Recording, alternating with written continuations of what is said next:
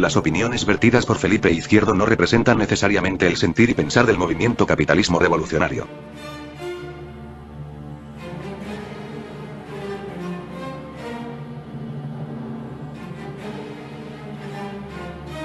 Hola, soy Felipe Izquierdo.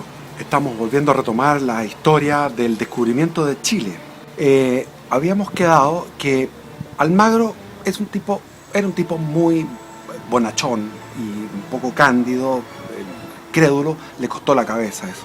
Murió decapitado por creer en la palabra de los Pizarro, de Pizarro y sus hermanos, porque los hermanos llegaron después. Apenas Pizarro conquistó eso, llegaron los hermanos, que eran todos una mafia. Y que no quiso quedarse en la disputa por el Cusco, que el mismo Inca, que es el heredero de Atahualpa, que estaba cautivo de los españoles, facilitó unos sacerdotes del Inti, del dios Sol, para que fueran acompañándolos por delante a la expedición de Almagro, para que no tuvieran obstáculos, porque lo que quería el heredero era una insurrección de todos los indios peruanos, que eran millones, y desterrar a estos españoles de un viaje. Ahora, para eso era fantástico lo que había pasado, porque Almagro había picado el anzuelo, había mordido el anzuelo y había dicho: me voy para Chile. Hemos aclarado que Chile sí tenía riqueza de oro, y la tuvo durante todo el siglo XVI y XVII. Hubo mucho tiempo el oro en Chile. Hay un libro que se llama, de Vicuña Maquena, que se llama la época de oro en Chile, la edad de oro en Chile, que es muy interesante. Almagro se va a ir por, no tengo el mapa, pero ustedes lo pueden ir viendo por Google, todo lo que llega al Titicaca, pero después baja por el Desaguadero y llega al lago Poopó, y del lago Poopó, antes del lago Poopó, o después, no me acuerdo más, llega a Uyuni, después, el Salar de Uyuni.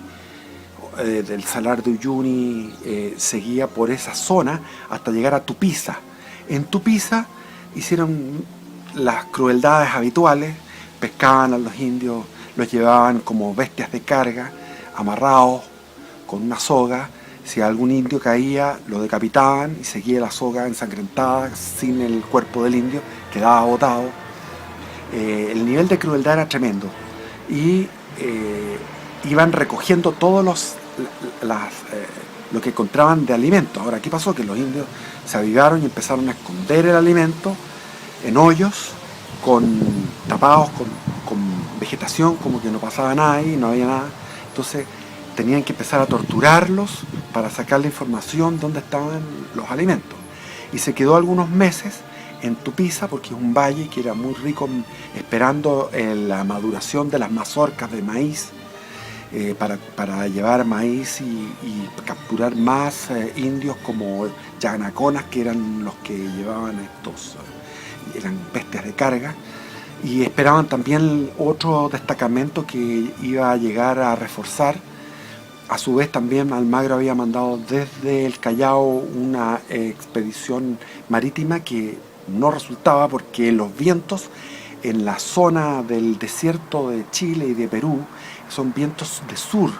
Generalmente predomina el viento de sur, entonces las velas no podían avanzar porque iban contra el viento, siempre contra el viento. Entonces se demoraban 3 meses.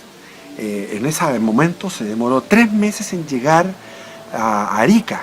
Una de las embarcaciones, la más exitosa, llegó a Arica. Otra llegó a Pisco, o sea, de Callao a Pisco es como, no sé, de aquí a Constitución, no sé, de Valparaíso a La Serena. Es decir, no avanzaban nada.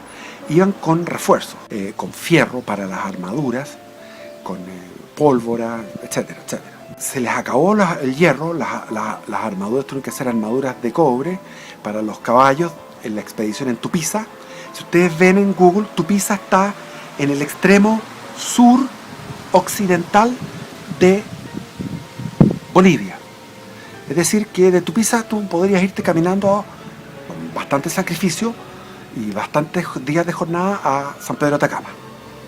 Y ellos siguieron por el lado del interior, porque sabían que por el otro lado tenían el desierto. O sea, o estaba el desierto de Atacama, o estaba el altiplano. Pero el altiplano era tan duro o más que el desierto de Atacama. Entonces yo una vez me acuerdo de haber estado en esos lugares y estaba tranquilo mirando, estaba viendo un arroyo de agua y de repente una piedra estalló. Quedé sorprendido y pregunté sobre esto y me decían que eso es lo más normal, que por los cambios de temperatura entre el día y la noche, que es bajo cero, después bajo cero en la noche y en el día caluroso, se produce una explosión en la roca, en las piedras, y se producen unas piedras filosas. Ahora, los pobres indios sufrían estas piedras filosas, los caballos también tenían armaduras de cobre. Siguieron avanzando por unos lugares increíbles, porque tenemos que entender que la cordillera es angosta en la parte de Santiago. Santiago, si ustedes piensan y lo ven en el Google, porque tienen que mirarlo, es muy interesante. Está Santiago y está Mendoza un poco más al norte. Vean el ancho de la cordillera. El ancho de la cordillera es como si uno tomara es como el ancho como lo que es de Santiago a la costa, y diría que más. Si uno va de aquí de Santiago a Valparaíso, esa distancia es quizás menor que lo que hay de ancho de cordillera, pero es una cordillera angosta, es una sola cordillera, que al llegar a San Juan, hasta Mendoza, al norte de San Juan está metida dentro de un vértice, porque viene otra cordillera, y después viene Chilecito, viene otra cordillera, y después viene La Rioja, de donde venía este hombre, el famoso, el esposo de la Cecilia Boloco, que fue el presidente de Argentina, La Rioja. Pero después viene otra cordillera más, y después viene Santiago del Estero, Tucumán, pero y después va creciendo más y más, y véanlo en Google, cómo va creciendo esa cordillera. Pónganlo en relieve, pongan en Google relieve, y van a ver los relieves, que hay varias cordilleras, por lo menos 3, que van ampliándose hasta llegar a Cochabamba, y a la altura de Cochabamba, donde está La Paz, ahí se empieza a enangostar, hasta lo que es la zona de Lima, y de Lima ya está más angosta, y agarra esa misma angostura en Ecuador y Colombia, hasta que finalmente se divide en 3 en un nudo en Colombia. Esa es la historia de la cordillera de los Andes, y que termina en un brazo último final en Venezuela. Venezuela se le llama país andino, pero no es país andino para mi gusto, o sea, sería Colombia, de Colombia hacia el sur somos los países andinos. Y Argentina es andino, bueno, también es andino, obviamente. Ya, y entonces se fueron atravesando por eso, donde no encontraban ya alimentos de ninguna especie. Y atravesaron la cordillera en la época donde no había nieve, lo calcularon de esa forma. Pero igual el frío que hacía en las noches, los indios iban con su ropa, que era una ropa que no era una ropa térmica para el frío, así que la mortandad de indios, la mortandad de caballos, la mortandad de españoles menos, pero en general fue una tremenda muerte. Fue muy duro la atravesada de la cordillera, y estaba desapareciendo la expedición si no se ponen las pilas. Almagro iba con un destacamento de 30 con los mejores caballos, que estaban todavía los caballos más resistentes, más briosos, los más nobles caballos. Bajaron, ya cuando les quedaba poco, bajaron al valle de Copiapó, y en el valle de Copiapó se abastecieron y llevaron comida, y llevaron todo tipo de ayuda a la expedición, que estaba moribunda, completamente moribunda. Y esa fue una ayuda providencial, si no, no habría. Gracias además a que los pobladores de Copiapó les dieron esto en forma gratuita y feliz. No tenían no era interesado, para ellos era darle, a pesar de que habían pasado, como les dije en la vez anterior, 3 españoles que se habían adelantado, que eran unos bribones, eran unos desgraciados. Y a pesar de ser 3 y no tener ningún miedo, ningún respeto por nada, ni siquiera ni por sus vidas, ni por nada, los tipos siguieron haciendo su crueldad y su sadismo y todo tipo de cosas, violaciones y todo, hasta que terminaron muertos en la zona de Coquimbo. Y Almagro llega finalmente a Copiapó, en Copiapó todos felices, los caballos felices, pastando, tomando agua.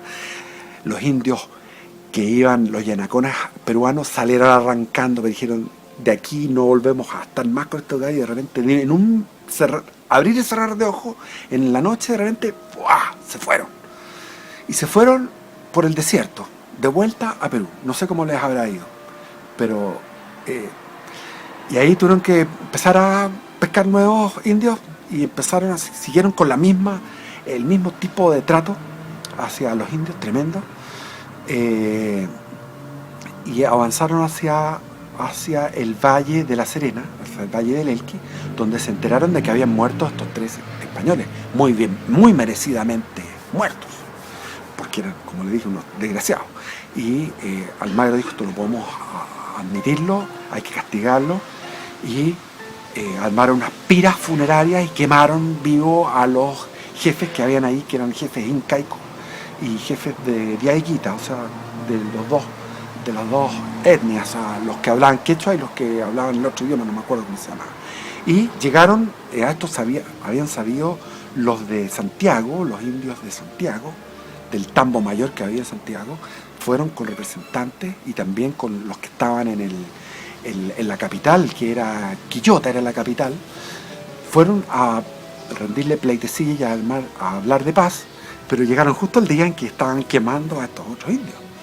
Entonces hablaron de paz y de buena onda, pero miraron todo esto y vieron que eran 500 y llegaron de vuelta a Quillota, y en Quillota había un español que había llegado, que fue el primer español que llegó a Chile, que era el famoso Desorejado, que era un tipo que se llamaba Calvo Barrientos, tenía esos 2 apellidos, Rodrigo Calvo Barrientos, que era un gallo que había robado, y porque había robado, Pizarro le cortó las 2 orejas y lo mandó fletado, y el tipo se fue caminando a través del desierto, pasó por todos los oasis, no le hicieron nunca nada porque nunca habían visto un español en toda su vida, todos los indios de todos los oasis, y hasta que llegó al lugar más lindo, más rico, que era ese momento de todo lo que existía en ese momento, que era el Valle de la Aconcagua, que se llamaba Valle de Chile, de ahí viene el nombre de Chile, y en Quillota, donde estaba el jefe de el Curaca era el jefe incaico. Hay que entender que el sistema del imperio incaico hacía trasvasijos, es decir, pescaba indios de acá y los llevaba a cumplir su mita, es decir, su impuesto, al Tallantisuyo de allá en Perú, y traía indios de Perú para acá. Entonces había ya de más de 100 años que ya había indios peruanos acá, y había indios chilenos que se habían ido para allá, o sea, ya había un intercambio. Entonces Calvo le explica al Curaca, al jefe, y le dice, no te conviene irte a la pelea contra 500 españoles. Si fueran 20 te creo, pero 500 no. Y le hizo caso. Bueno, a todos este gallo lo habían tratado estupendo. Y imagínate que llegó años antes que llegara Diego Almagro. Llegó a este valle de Chile y lo encontraban que era como una especie de ser divino, porque era un tipo blanco, de piel blanca, calvo, aparte del apellido era calvo, pero era calvo también. Entonces era un pelado blanco, sin oreja, y que hablaba raro, que tenía unos ojos claros. Entonces lo consideraron un ser como que venía de las divinidades, y el tipo lo trataron como un cuerpo rey, y era el consejero del jefe, porque como que se comunicaba con los dioses. Y bueno, le hizo caso el Curaca, le hizo caso, y pasó Almagro a Aconcagua, hicieron de la suya, sacaron comida lo que querían, indios lo que querían, y empezaron a explorar el sur, y se fueron a explorar, y cruzaron el Maule, y llegaron donde estaban los Pomaucas. Ya los Pomaucas son medio mapuche, son medio araucanos, son buenos para la pelea, así que se encontraron con un pueblo salvaje, un pueblo que era caníbal, un pueblo supersticioso, un pueblo muy atrasado, y que se los enfrentó. y tuvieron una batalla, como había sido antes cuando llegaron los incas, tuvieron una batalla 3-4 días, en este caso también fue una batalla muy larga, y volvieron con muy malas noticias porque no había ido. Diego de Almagro hay que explicar que tenía 60 años. Él había tenido una juventud terrible, o sea, de puras aventuras, peleas, borracheras. Entonces el gallo era un gallo muy vivido. A los 60 años ya había atravesado todo tipo de extensiones territoriales inmensas en el Nuevo Mundo. Había estado en Colombia, había estado en Perú, etcétera. Entonces el tipo ya era un gallo muy vivido. Con 60 años era como tener ahora 90. Y más encima con fuerza, con ímpetu. Y él llevaba la cuestión y quería quedarse en Chile. Y le llegaba, pero los que estaban con él, que eran 500, y habían un número de capitanes que no sé, deben haber sido unos 10 capitanes por decir, eso no les gustó, porque se venían con la idea de una abundancia de oro. Vieron que lo que producía el país eran como 3.000 pesos en oro. La expedición le había costado 1,5 millones de pesos, es decir, eso no lo vemos nunca más. En Chile lo que se le pagaba, el quinto real, o sea el 20% que era el impuesto que se le pagaba al rey durante la época de la guerra de Arauco, alcanzaba los 3.000 pesos. Es decir, 3.000 pesos era lo que se producía en Chile en oro, más o menos, y ellos habían gastado 1,5 millones. Cifra inmensa, y todos habían firmado unos papeles donde le debían a Almagro todo lo que eran sus armaduras, sus caballos, solo se lo debían a Almagro, porque la plata era de Almagro. Y Almagro quería quedarse en Chile a pesar de todo. Le venían con todo ese tipo de cuentos que eran reales, exactos, que realmente el pueblo que había hacia el sur era un pueblo indómito, era un pueblo que se comía vivo o sea, sacaban el corazón y se lo comían mientras latía. Querían que la víctima estuviera mirando, lo hacían de una manera rápida, meter el cuchillo rápidamente, sacar el corazón palpitando y comérselo. Entonces, bueno, era lo más primitivo que había. Lo más primitivo que había era el pueblo mapuche. Entonces, ir a meterse a esos ríos anchos de atravesar, después habían lagos, habían bosques, selvas impenetrables, muy poco oro, todos querían volver al Perú. Y se discutió y Almagro quería ser chileno. Se había enamorado de Chile. Pero estaba viejo, los capitanes estaban en contra, así que decidieron volver. Y para volver, como dijeron, como vamos a volvernos, ¿qué nos importa lo que hagamos acá? Se pusieron 3 veces más canallas, más crueles y más ladrones. Sacaron todo lo que podían de los indios, los escarmentaron, sacaron todo lo que podían. A todo esto llegó al final una expedición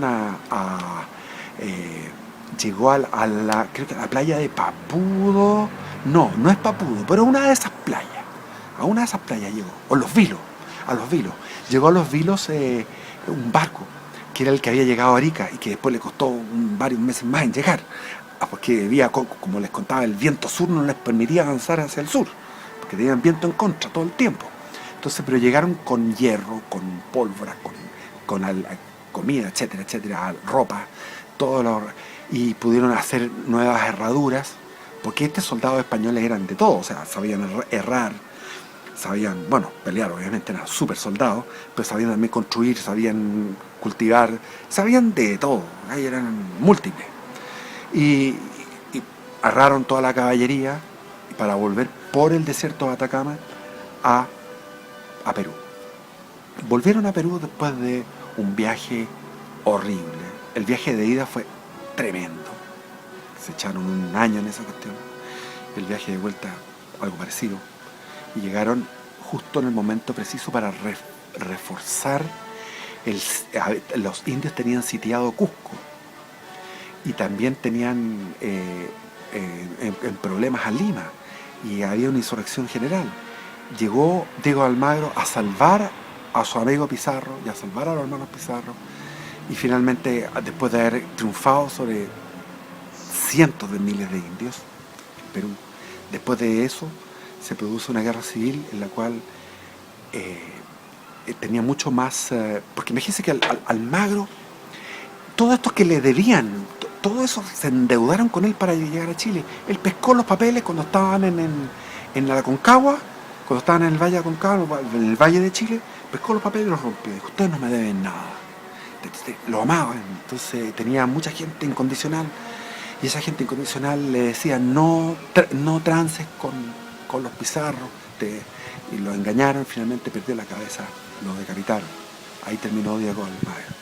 Y quedó el nombre de los que llegaban en la expedición, venían tan a mal traer con todo en harapos, entonces ahí se les llamaba los rotos. Entonces la palabra roto es una palabra que viene de aquellos tiempos. Es increíble, como les decía la otra vez, el Pedro Urdemales también viene de tipo Pedro Valdivia, el Pago de Chile, viene de todos los gobernadores que venían a Chile, o que estaban en Chile, que se hacían cargo, se sacrificaban, eran unos héroes luchando contra tantas adversidades, terremotos, maremotos, inundaciones, las luchas contra los indios, carestías de todo tipo, embarcaciones que venían a ayudar a los que se naufragaban, venían los piratas, todas miles de cosas. Y estos gallos, al final, desde el rey de España decía, estos gallos son unos incompetentes. Y siempre los terminaban mal, algunos terminaban presos. Habiendo sedado por entero, terminaban presos. Entonces, de ahí viene el Pago de Chile también. Porque siempre no había gratitud por el sacrificio, porque en España no se podía entender esto, de que esto era una guerra sin fin, era una guerra que ya llevaba, cuando fue Lincoln, la época ya de 1620, ya teníamos 80 años de guerra ininterrumpida. Es una cosa tremenda, una cosa inconcebible. Había temporadas en que en el invierno los indios mantenían y perseveraban la guerra.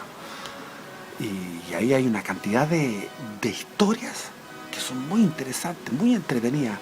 Uno va conociendo a los capitanes, cómo van surgiendo capitanes. Después de que Pedro de Valdivia muere, el desastre de Tucapel, y ahí hay una cosa importante, que como dice Marx, dice que la historia la hacen las masas. Eso es falso, son las personas.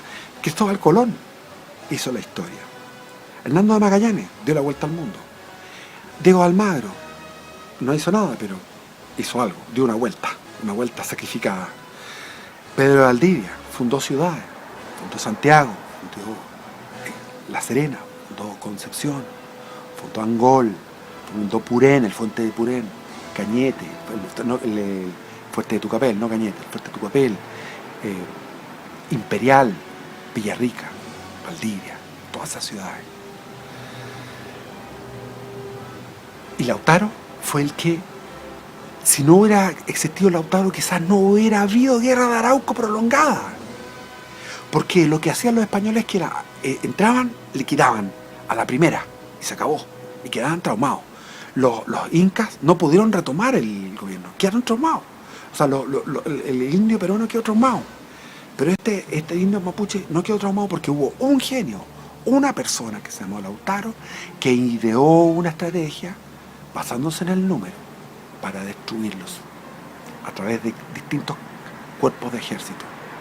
Entonces, es Lautaro, quizás, si no hubiera existido ese personaje, quizás los araucanos no habrían tenido ese empuje para siempre, porque era devastador. La primera oleada de los conquistadores era devastadora. Hablamos de la batalla de Andalién, que está cerca de Concepción, de la batalla de Penco, que el primer Concepción, que fue a las orillas de la bahía de Talcahuano, donde cuentan que se apareció la Virgen, qué sé yo, y que después Valdivia amputó, los mutiló a más de 4.000 prisioneros, los mutiló.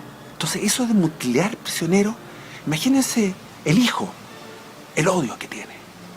A mi padre le cortaron la nariz, le cortaron las manos, a mi padre le cortaron las 2 manos. Y después está el nieto. Pero Pero el hijo puede tener ese odio, pero si se siente impotente no puede hacer nada. Pero como hubo un Lautaro que derrotó y ellos tuvieron el sabor de la victoria, de que pudieron expulsarlos de su territorio, después vinieron expediciones más cuantiosas, más voluminosas, como la de García Hurtado de Mendoza, con refuerzos tremendos, una cosa impresionante. Se paseó, venció en 7 batallas, pero sin embargo se fue y siguió la cosa. ¿Por qué? Porque ya había una cosa de generaciones y se fue, como yo les digo, se fue en escalada, de que los primeros encuentros eran un español contra 100 indios y ganaba el español. Después era hasta los 50 años un español contra 3 o 4. A los 100 años, ya con la época del mestizo Alejo, era 1 contra 1. 1 contra 1 y ganaba el indio. 1 contra 1. Entonces ya no había fuerzas españolas para poder enfrentar al indio. Además que morían muchísimos por peste, por mil cosas, pero volvían. Vamos a entrar, como en el Google, tú puedes ver desde arriba, puedes ver desde abajo. En la próxima vamos a entrar abajo, vamos a irnos a una batalla en concreto, la vamos a estudiar al detalle. La batalla de Marigüeño. Vamos a irnos a la batalla de Marigüeño en la próxima. ¿Ya? Bueno, que estén bien todos. Hasta la próxima. Chao.